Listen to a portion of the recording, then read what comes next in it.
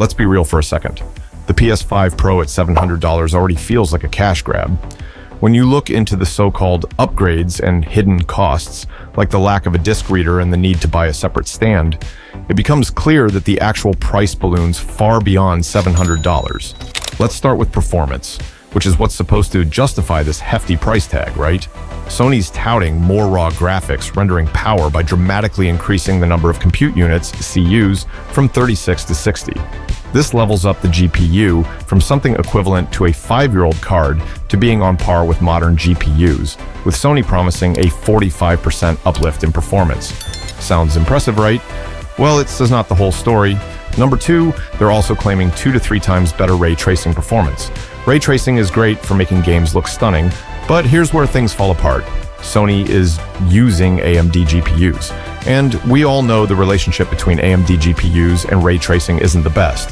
AMD lags behind NVIDIA when it comes to ray tracing, so even with these upgrades, the PS5 Pro's ray tracing won't be as good as what you get on an NVIDIA-powered system.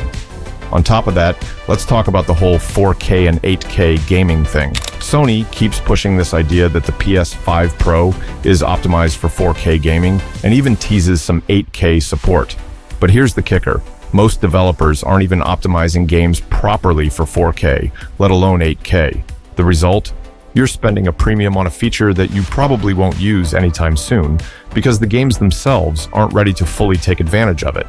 Now, onto storage. The PS5 Pro does come with 2 TB of internal storage, which is double the original PS5's 1 TB. On the surface, this sounds great, but with today's AAA games regularly taking up 100 GB or more, even 2 TB won't last long if you're downloading digital versions of games. And since the PS5 Pro doesn't come with a disc reader, you're essentially forced to go digital for all your games, which means even faster storage depletion. And let's be real, once you run out of that 2 TB of storage, you'll likely have to purchase an external SSD. That'll set you back another $150 or so, depending on what you get.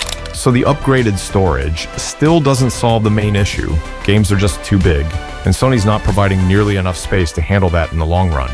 The PSSR, it's supposed to deliver smoother gameplay at higher resolutions, but in reality, it's just upscaling. You're not getting true 4K in a lot of games, which kind of defeats the purpose of a Pro upgrade. For the price, I expected a bigger jump in native resolution performance, and then there's Fidelity Mode. Sure, it improves visual quality with ray tracing and better textures, but the trade-off? A massive hit to performance. You're dropping to 30 FPS, and honestly, who's buying a Pro console for 30 FPS gaming in 2024? Now let's talk about the real kicker. The PS5 Pro doesn't come with a disc reader or even a stand for vertical positioning. If you want to play your physical games or use it as a Blu-ray player, you'll need to shell out an additional $80 for an external disc drive. And if you want to stand the console up vertically, that's another $30 for the stand. That's right, $110 extra for features that should have been included in the box from day one. So now we're looking at a total price of $810 for the PS5 Pro. This doesn't even include taxes or any other accessories you might need.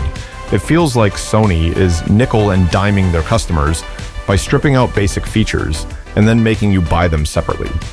The worst part is, these are features most people expect to be standard on a high-end console. So, let's recap. The PS5 Pro is advertised at $700, but in reality, you're going to spend at least $810 once you add the disc reader and stand, features that should have been included to begin with.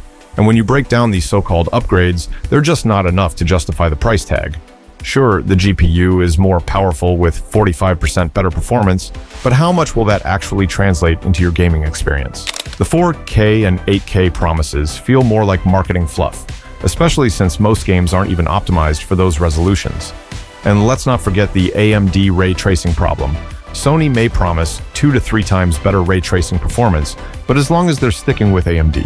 Sony's marketing this console as a premium product, but in reality, you're just paying extra for what should have been included in the first place.